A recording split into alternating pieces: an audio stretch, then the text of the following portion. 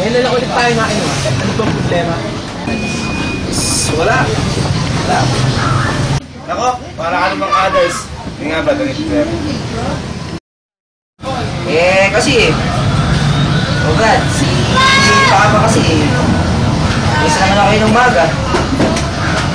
Pinamukha naman sa akin na sige lang mabuhay. Ay, wag lang ako. Sinabi mo eh. Hindi ah. Hindi ko. Yung ano magaling sa pagkakala sa akin eh. Sa bahay, yung mga pinahalaga. Drama pre. Pwede pa naman yun. Miniisip yun. Ano isipin ko?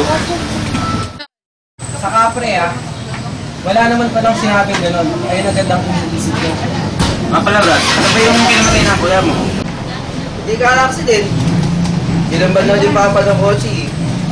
Oo, hindi ko ba nakawakan ng kapit sa mga... Ako, tama na yung mga ganyan pre. Basta alam namin, mahal ka namin pre. Love you! Love you!